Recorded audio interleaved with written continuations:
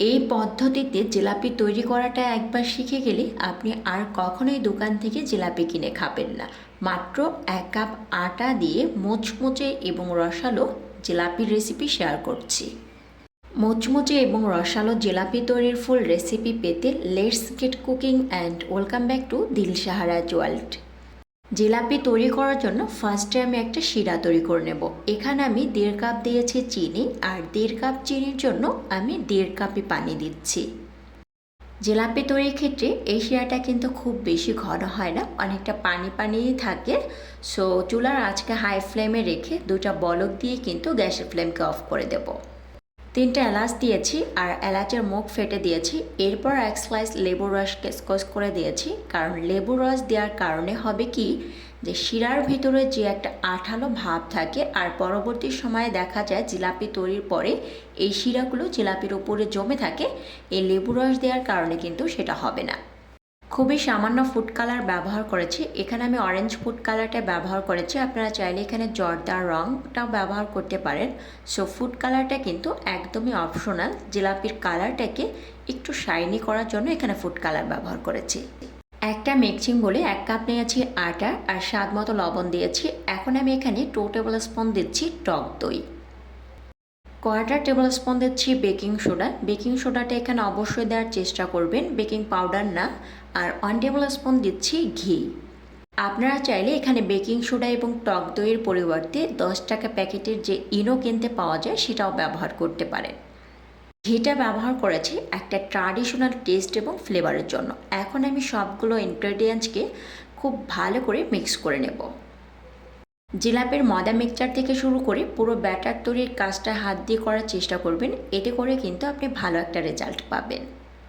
এখন আমি এখানে অল্প অল্প করে পানি দিয়ে একটা স্মুথ ব্যাটার তৈরি করে নেব। পানিটা অবশ্যই ধাপে ধাপে দেওয়ার চেষ্টা করবেন, এতে করে কিন্তু ব্যাটারটা পাতলা বা খুব বেশি ঘন হওয়া নিয়ে কোনো ভয় থাকবে না। আমি গ্যারান্টি দিয়ে বলছি, যারা কখনোই জিলাপি তৈরি করেননি, আশা করছি আজকের রেসিপি ফলো করে আপনারাও একদম নো ফেল পারফেক্ট ওয়েতে জিলাপি তৈরি করে নিতে পারবেন। আমি প্রায় 7 থেকে 8 মিনিট সময় ধরে ব্যাটারটাকে ফেটিয়ে নিয়েছি। ব্যাটারটা ফেটানো অবশ্যই ইম্পর্টেন্ট। ব্যাটারটা যত বেশি ফেটানো হবে ততই কিন্তু স্মুথ হবে। ব্যাটারের কনসিস্টেন্সিটা একটু দেখিয়ে দিচ্ছি।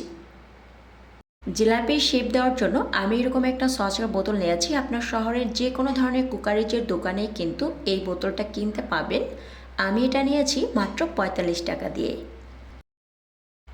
আটার মিক্সচারের পুরোটাই কিন্তু আমি সসের বোতলে ভরে নিয়েছি। এখন আমি এটাকে কোনো ধরনের রেস্টে রাখবো না, সরাসরি ভাজতে চলে যাব।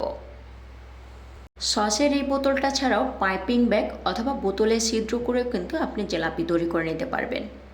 জিলাপি ভাজার জন্য আমি একটা প্যানে পরিমাণ মতো তেল নিয়েছি, আর তেলটা একদম হাই ফ্লেমে গরম করে নিতে হবে। অবশ্যই তেলটা ফুল গরম থাকতে হবে।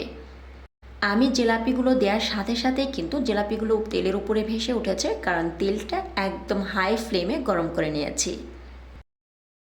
গ্যাসের ফ্লেম কিন্তু মিডিয়াম থেকে হাইতে রয়েছে, আর এই হাই লেভেলে রেখেই কিন্তু জিলাপিগুলোকে ভেজে নেব। যখন দেখবেন জিলাপির গায়ে আর তেলের বুদবুদ হচ্ছে না, তখন ধরে নিতে হবে এগুলো পারফেক্টলি ভাজা হয়ে গিয়েছে। তবুও আপনার পছন্দ মতো জিলাপির কালারটাকে একটু ডার্ক করে নিতে পারেন, তবে কালার বেশি ডার্ক না হলে যে জিলাপিটা মোচমোচে হবে না, ব্যাপারটা কিন্তু একদম এরকম নয়। এখন আমি এই জিলাপিগুলোকে তেল থেকে তুলে সরাসরি শিরা ডুবিয়ে নেব। আপনি যদি বলেন 30 সেকেন্ড একটু দেরি করে তারপরে শিরা ডুবাবো, না, এমন হবে না। সরাসরি তেল থেকে তুলেই কিন্তু শিরায় ডুবিয়ে নিতে হবে। আর শিরাটা কিন্তু এমন অবস্থায় আছে, আপনি একটা আঙ্গুল কিন্তু শিরা ডুবিয়ে রাখতে পারবেন। মুচমুচে এবং রসালো জিলাপি পেতে চাইলে অবশ্যই জিলাপিগুলোকে তেল থেকে তুলেই সরাসরি শিরায় চোবাতে হবে, আর শিরায় দিয়ে প্রায় 30 সেকেন্ডের মতন সময় রেখে জিলাপিগুলোকে তুলে নিতে হবে।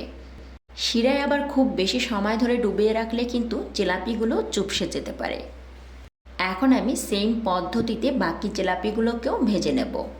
আশা করছি আজকের রেসিপিটি আপনাদের কাছে নিশ্চয় অনেক ভালো লেগেছে। ভালো লেগে থাকলে অবশ্যই আপনার ফ্রেন্ড এবং ফ্যামিলির সাথে শেয়ার করবেন। আপনারা দেখছিলেন দিলশাহারাজ ওয়ার্ল্ড। এরকম অনেক সুন্দর, সহজ এবং সুস্বাদু রেসিপি পেতে অবশ্যই দিলশাহারাজ ওয়ার্ল্ডের সাথেই থাকবেন। ভিডিওটি ভালো লাগলে একটি লাইক করবেন এবং চ্যানেলটিকে সাবস্ক্রাইব করে পাশে থাকার আমন্ত্রণ করছি। আবারও দেখা হবে নতুন কোনো এপিসোড নিয়ে। ততক্ষণ পর্যন্ত ভালো থাকবেন, সুস্থ থাকবেন। আল্লাহ হাফিজ।